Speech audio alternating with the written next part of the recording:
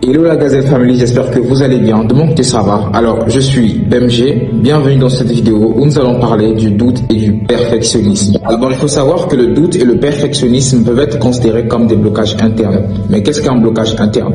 Un blocage interne est une barrière intérieure qui freine nos actions. Très souvent, cette barrière vient de notre façon de concevoir les choses, notre façon de penser vis-à-vis de certaines situations ou encore opportunités qui peuvent se présenter dans notre vie. Très souvent, ce problème ne vient pas toujours de l'extérieur, bien qu'on peut être affecté par certains discours ou encore certaines réalités, mais il est de notre responsabilité de veiller à la manière dont nous réagissons face à ces réalités. Je prends un exemple. Voir une personne exceller dans le domaine dans lequel on veut exceller peut créer deux types de pensées.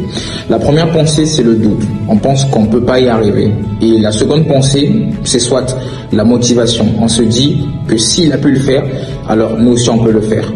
Donc je rappelle, c'est de notre responsabilité de gérer notre intérieur face aux réalités extérieures. Nous ne contrôlons pas les événements qui arrivent dans notre vie, mais nous pouvons contrôler notre réaction face à ces événements.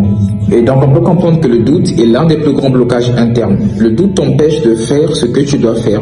Et très souvent, le doute vient de cette pensée qui te dit « je ne suis pas encore prêt » ou encore « tout n'est pas encore parfait ». Et c'est là le piège. Décider de faire quelque chose ou encore prendre l'initiative de faire quelque chose ne demande pas forcément une certaine perfection. Et j'ai remarqué que la plupart des personnes comme moi, avant d'ouvrir ma chaîne YouTube, manquent simplement de courage de commencer ce qu'elles doivent faire.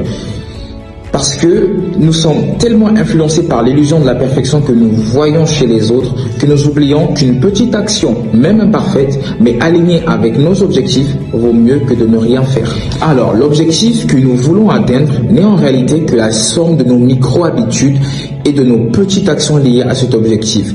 J'ai beaucoup douté avant de me lancer sur les réseaux sociaux. Même après m'être lancé, j'ai vraiment beaucoup douté. Non pas à cause des likes ou encore des vues, mais parce que le rendu de mes vidéos n'était pas celui que je voulais. Mais aujourd'hui, j'ai pris une décision. Pour surmonter ce doute qui revient sans cesse dans mon esprit, j'ai décidé de poster au minimum une vidéo par jour, quelle que soit la réalité. Et j'ai compris une chose, la perfection que l'on cherche ne vient pas tout d'un coup, mais avec le temps. Et j'ai une question pour toi en 2026. Quelle est la première action que tu es prêt à mettre en place pour vaincre le doute qui se crée en toi quand tu veux faire quelque chose qui te tient réellement à cœur?